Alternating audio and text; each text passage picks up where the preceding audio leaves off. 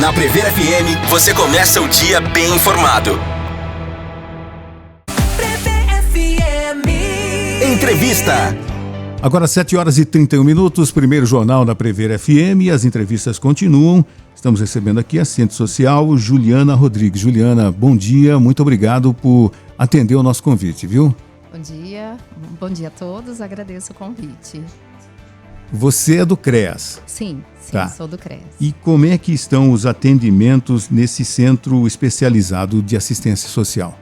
O CREAS é um serviço, especializado realmente, ele faz parte da política de assistência social e ele atende pessoas, famílias que vivem situações de violações de direitos. Tá. Então, é um serviço municipal, onde nós atendemos dentro desse serviço todos os munícipes que estão nesse contexto da violação de direitos. Mas de crianças, adolescentes, pessoas com deficiências e idosos, que são os públicos prioritários e vulneráveis, mais vulneráveis. Tá, e esse número de pessoas atendidas tem crescido? Tem crescido sim. Algumas situações eles têm aumentado, É uma constante nossa. Por exemplo, cerca de 80, 90 casos por mês, Mas eles permanecem em acompanhamentos que nós fazemos às famílias, para orientações, apoio, encaminhamentos para a rede de serviços e essa média mais ou menos é o que nós atendemos. Tanto de serviços referenciados da rede, então que encaminham para nós, os casos onde há famílias ou pessoas que vivem situações de violações de direitos através de violências, E também demandas espontâneas ou denúncias. É um público que nós atendemos através dessa rede de serviços também. E como é que acontece esse acompanhamento? Como é que vocês fazem? A partir do momento que alguém faz uma denúncia ou faz uma solicitação que aquela família, aquela pessoa está precisando do trabalho de vocês, como é que funciona? Eu tenho uma equipe multiprofissional, São técnicos da política de assistência social, que são psicólogos e assistentes sociais. E esses técnicos, eles ofertam, para essa família um acompanhamento, seja por atendimentos, visitas domiciliares, orientações, discussões com a rede de serviços, para que dê esse suporte, esse apoio, para que eles consigam superar essa situação de violência e que essa família seja protetiva. Esse é o papel para desenvolver com eles. A gente percebe que a violência doméstica tem aumentado, Sim. Infelizmente tem aumentado, a gente se lembra do isolamento por conta da pandemia, as pessoas fechadas no mesmo ambiente, a violência doméstica nos anos de 20, 21, 22 aumentaram consideravelmente. Isso continua acontecendo? A violência intrafamiliar, ela acontece, a violência doméstica também. Eu acredito que nesse processo da pandemia, houve muitas situações assim, como estavam todos os serviços fechados, apesar da assistência social permanecer, atendimentos, mas que tinha muitas subnotificações também. Então agora, com essas intensificações, essas informações que têm acontecido de uma forma mais exponencial, talvez isso também tenha dado mais fala, mais força para as pessoas também denunciarem as violências. Entendi. Ellen? Muita gente confunde, até pela sigla, os serviços do CRAS com o do CREAS. Você conseguiria descrever cada uma delas para que cada um saiba qual serviço procurar em qual momento? Sim. CRAS e CREAS, então, eles fazem parte da política de assistência social, Existe uma divisão de proteções, Nós falamos que a assistência social, ela trabalha com proteções sociais. O CRAS, ele está dentro da proteção social básica, que é a porta de entrada, o acesso da família àquele serviço da assistência social, Então, o CRAS, ele trabalha nas situações de vulnerabilidades e preventivos, ações preventivas. E com os programas sociais, programas, serviços, projetos e benefícios que dentro da política de assistência é fornecido para a população. Enfatizando que para assistência social, é para quem dela necessitar. Assistência social, ela é uma política pública para quem dela necessitar.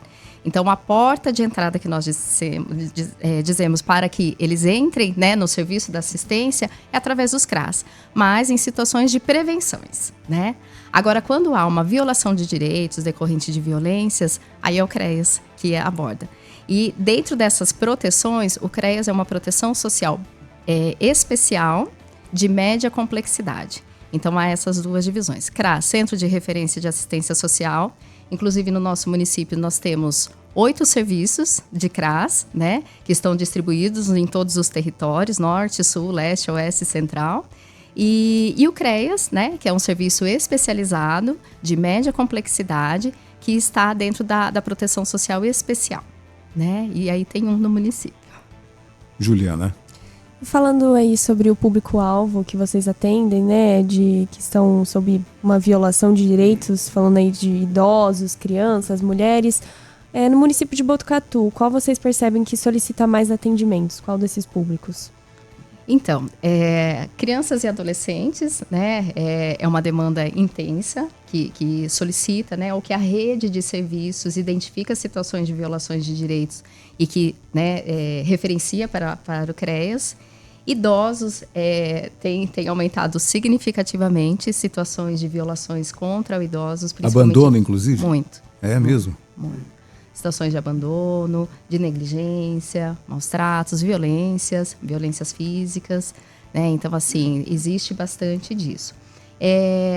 Nós, né, enquanto política de assistência, a Secretaria da Assistência Social tem um serviço, também um centro de referência da mulher, que fica no mesmo prédio do CREAS. E aí, as situações de mulheres vítimas de violência doméstica são atendidas nesse serviço, que não está diretamente, né, sendo executado no CREAS. Tá. Mas tem também essa rede. Juliana, como é que acontece a denúncia? De repente um vizinho percebe que está acontecendo uma situação de violência doméstica, de violência ao idoso, enfim. Como é que o denunciante chega e qual a garantia que ele vai ter o anonimato garantido? Eu falo que assim, dentro do serviço, né, do CREAS, não é um serviço de investigação, né? E sim de suporte, de apoio para essa família. Muitas vezes as denúncias chegam através de Disque 100, né? Então, a nossa aproximação com essa família é de realmente dar um processo de acolhimento, dar uma informação para ela que existe um serviço que pode protegê-la, que pode auxiliá-la nesses processos, né? Mas aí, assim, os canais de denúncia são Disque 100, conselhos, né? Por exemplo, da criança e adolescente, conselho tutelar, né? Delegacias especializadas, aqui em Botucatu tem a Delegacia de Defesa da Mulher, polícia, né? Civil, militar, rodoviária, Ministério Público, né? O Poder Judiciário. São vários canais de denúncia. Pensando um pouquinho na condição da criança e adolescente, tanto que, assim, qualquer rede de serviços, ela tem que estar preparada, vamos dizer assim, ela recebe o caso da denúncia, porque a notificação obrigatória compulsória é para o Conselho Tutelar. Né? Então, por exemplo, um vizinho identificou uma situação de violência contra uma criança. Tá. Muitas vezes eles escutam, né, a criança chorando muito, né, ou a forma do trato, né, algumas situações assim. Ele pode... todos os serviços da assistência social também são portas abertas, pode buscar esses serviços, né, para dizer dessas situações. E também, né, o Conselho Tutelar, que é um órgão de defesa, né, que ele pode buscar também. Ou Disque 100, né? E aí os serviços da rede, eles apresentam para essa família essa condição do acompanhamento, né, através de atendimentos, de oferta de serviços, para que isso seja superado realmente. Agora, fico imaginando como é que acontece a abordagem de vocês a partir do momento que o vizinho denunciou que esse choro da criança, os gritos constantes na casa, e vocês têm que chegar até o imóvel. Como é que acontece e como é que vocês são recebidos nesse imóvel? Nessas situações, principalmente como esse exemplo, quem tem que ir até a casa não somos nós, né? Entendi. Então, por exemplo, é o Conselho Tutelar. Conselho Tutelar. Isso, ou mesmo uma delegacia, às vezes assim, né, uma polícia civil, alguma coisa assim. Entendi. O que nós, né, a busca por essa família é realmente apresentar o serviço da assistência social nessa condição da garantia de direitos, né, e ofertar esse serviço a ela, né? E apresentar o que é importante, do cuidado, da atenção, né, para ela, que seja inserido dentro da política. Mas, assim, essa abordagem, né, ela é muito delicada. E aí, assim, não expondo a família numa condição, por exemplo, de estou aqui para investigar, ou estou aqui porque teve essa denúncia, mas sim da oferta mesmo, né, dentro de uma política pública, o que nós, enquanto profissionais, estamos aqui para auxiliá-lo na defesa, na proteção, no cuidado. Né? Eu fico imaginando você chegando, né, a polícia, o conselho tutelar chegando na abordagem e dar de cara ali com o agressor. Tá? E é claro que acho que a primeiro momento ele vai negar. Ele vai negar que isso esteja acontecendo, vai falar que é fofoca de vizinho, enfim.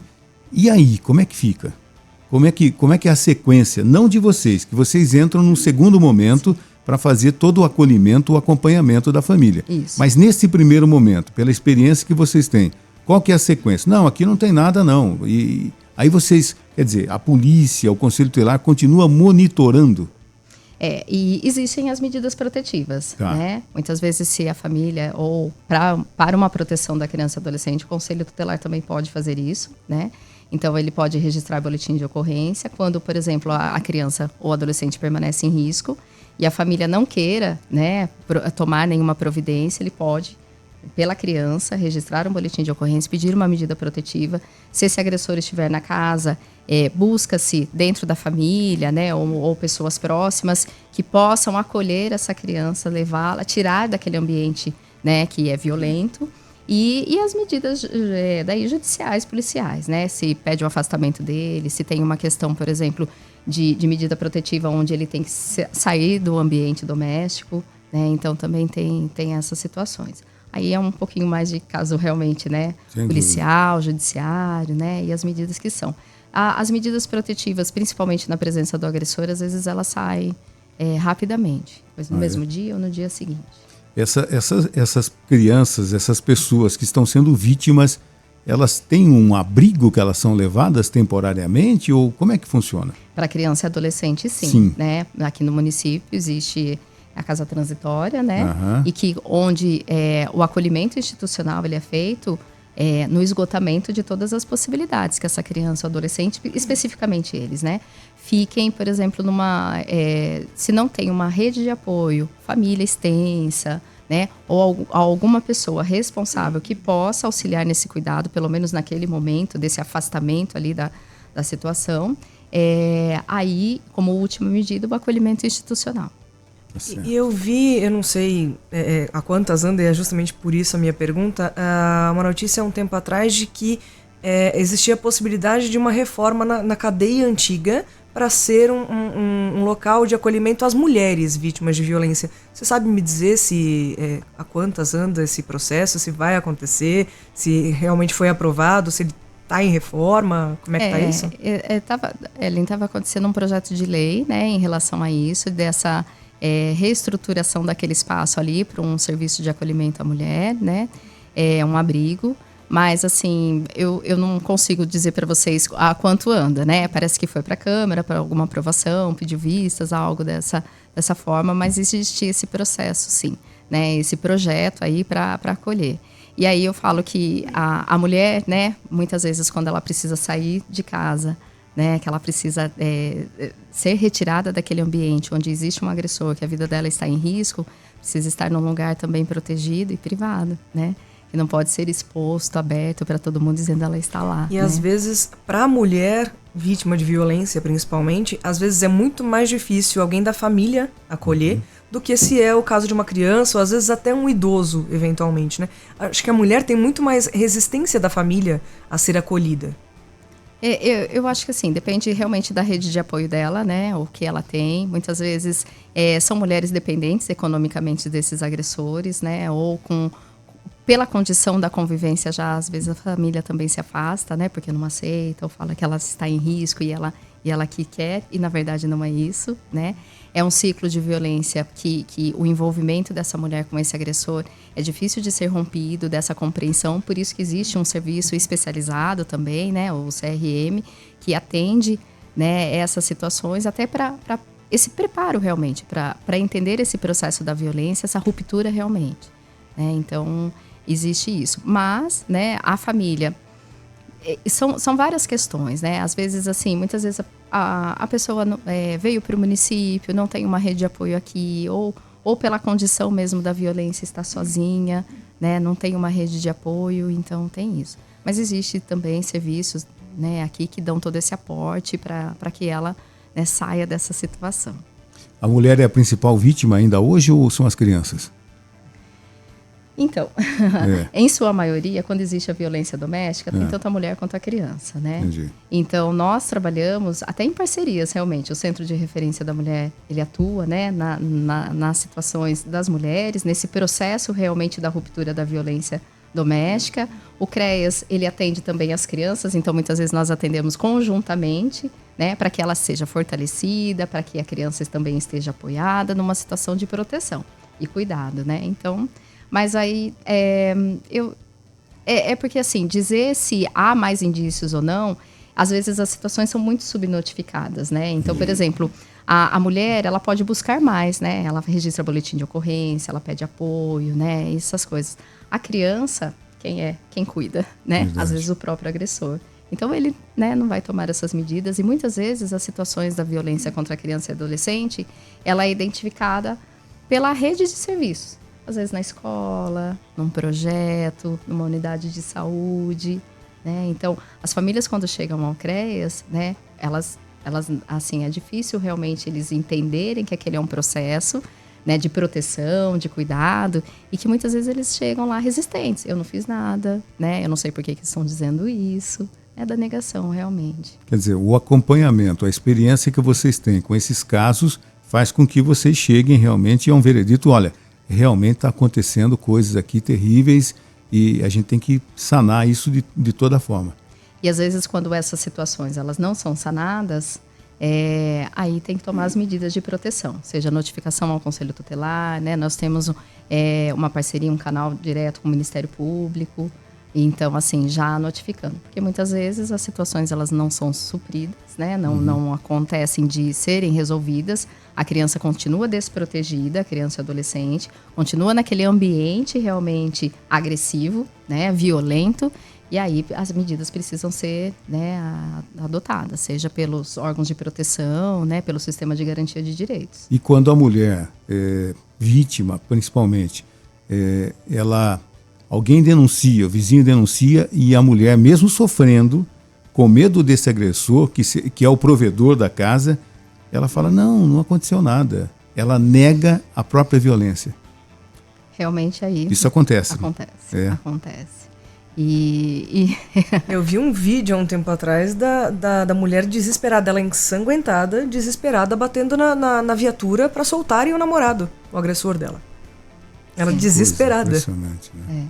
Eu falo que assim, os serviços eles chegam até essa pessoa, eles ofertam, né? Eles conversam, fazem uma acolhida, tudo, mas a decisão é dela, né? Ela é uma pessoa adulta e aí realmente não é uma decisão dela. Né? Mas num caso extremo como esse que a Ellen acabou de citar, aí tem que entrar realmente a justiça, né? O poder de polícia e realmente acabar com isso, né? Sim, sim. Nessas situações, principalmente o flagrante, né? Uhum. Aí sim, né? Entra com questões de polícia, tudo. Mas ela pode... assim, dizer para você o termo certinho, mas, por exemplo, pode ser feita uma medida protetiva e, ao mesmo tempo, ela pode retirar. Vamos dizer assim, solicitar que ela seja, né, revogada essa medida. Ela retira a queixa, vamos dizer assim, popularmente falando, isso, né? Retira a queixa. Isso. Dá uma segunda chance que pode ser fatal, inclusive, para ela, né? Às vezes não é a segunda, é a quinta, sexta. E aqui, quem sabe até quando ela vai conseguir resistir a toda essa agressão, né? Exatamente. Juliana. E falando aí a respeito das crianças, este mês acontece o Maio Laranja, né? E a prefeitura até está realizando algumas ações. E como você acredita que essas ações, principalmente nas escolas, conversando até com as crianças mesmo, contribui para a conscientização sobre esse tema que é tão sério, né? Sobre o abuso e exploração sexual infantil. Na verdade, é assim, Maio Laranja, ele intensifica mais, né, essa campanha, essa conscientização sobre abuso e exploração sexual. Então, é onde é discutido mais, só que isso não pode ser só feito em maio, na verdade. Mas ele é mais intensificado. O que nós percebemos é que depois, posterior a isso, começa a aumentar o número de situações de identificações de violência sexual. Então, assim, é importante. As escolas, eu vejo que tem um papel fundamental, né, nessa informação, nessa educação, né, de proteção mesmo da criança entender, né, o que é uma situação de abuso, né? Porque não é só a questão da conjunção carnal, né? Do ato libidinoso em si, mas qualquer ato, né? Qualquer situação que traga o prazer para o adulto, né? Em condição da criança e adolescente, principalmente quando nós dissemos assim, mas não fez nada, mas praticou algum ato libidinoso, né? Então, isso também é um abuso sexual. E aí, Maio Laranja vem nesse processo da campanha, né? E nós, enquanto rede, assim, em política de assistência social, nós fizemos várias atuações com os CRAS, com o CREAS, né? E divulgando realmente isso, fazendo trabalhos com os coletivos nos serviços de convivência. Teve, no último sábado, uma campanha que foi feita na Praça do Bosque, ali na Rua Amando, também para intensificar essa conscientização, né? E falar sobre isso. Eu falo que às vezes é um estigma, né? Existe alguns tabus, mas nós precisamos falar sobre isso, até porque o número de casos de violência sexual praticados contra criança e adolescente ele é muito alto. No nosso município, pelo menos assim, o que nós identificamos enquanto serviço que atende essas situações, uma média de 5 casos por mês. 5 casos por mês. Isso, os que são notificados, que chegam para, por exemplo, um serviço de saúde, através de um conselho tutelar, mas e os que não são, né? Os que às vezes não têm essa denúncia, não ocorre, né? Então, assim, sim. Dentro da própria casa, às vezes pelo próprio pai, pelo padrasto, pelo tio, pelo avô, enfim. Infelizmente, de um modo geral, o abusador é alguém próximo da criança, né? Dados, né, assim, de estatísticos e o que a gente percebe também na nossa realidade, que mais de 80% dos casos, né, de abuso, de violência sexual contra crianças e adolescentes, eles ocorrem dentro do ambiente familiar. E muitas vezes praticado pelos, né, os supostos agressores, pais, padrastos, avós, tios, pessoas muito próximas do convívio dessas crianças e adolescentes. Existe, né, informações, dados que nos colocam assim, que a grande maioria são pessoas muito próximas, com quem ela convive, ela tem uma segurança, e também tem a situação de que se coloca uma questão que o maior número de abusos são contra meninas, mulher, né, adolescentes, sexo feminino. Entendi. Né? Então também tem isso. A grande maioria do sexo feminino e a grande maioria dos agressores, dos supostos agressores, são pessoas muito próximas de convivência mesmo, e essas pessoas onde tem, né, esse convívio. Situações de aliciamento via internet, vocês oferecem um apoio para isso também, de como a mãe de repente pode livrar o filho de uma situação como essa? A prática do abuso pela internet também acontece muito, né? Não se sabe quem está do outro lado da tela, não é verdade? E acontece, então também damos esse apoio, né? Esse acompanhamento, esse suporte para a família, orientação, né? O que pode ser feito, tudo.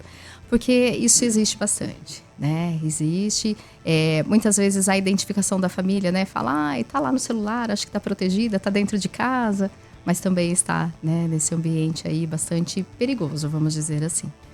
Dentro da escola, a professora, o educador, talvez seja a principal pessoa que vai identificar a mudança de comportamento desse jovem, dessa jovem, né? Isso.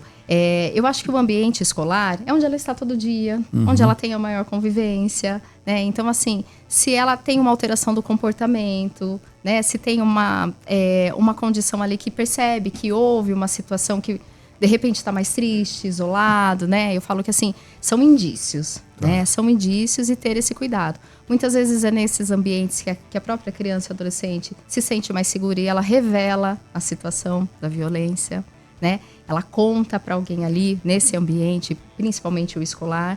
Então, desse contexto, eu falo de os serviços estarem realmente preparados para receber isso, né? Porque ela conta para uma pessoa e aí, de repente, fala, e agora, o que eu faço? Inclusive, no município, nós temos um protocolo, né? Que foi implantado a partir do ano passado. E esse protocolo, ele fala das atribuições de cada serviço dessa rede de proteção e cuidado da criança e adolescente.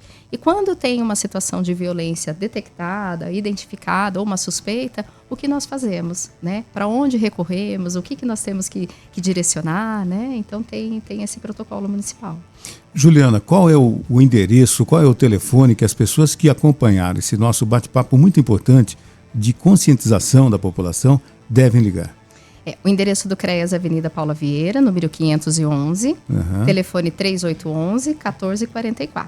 Tá certo. Juliana, muito obrigado de ter participado desse nosso bate-papo. Disponha da gente. Parabéns pelo trabalho de vocês no CREAS, viu? Muito obrigada, eu agradeço o convite.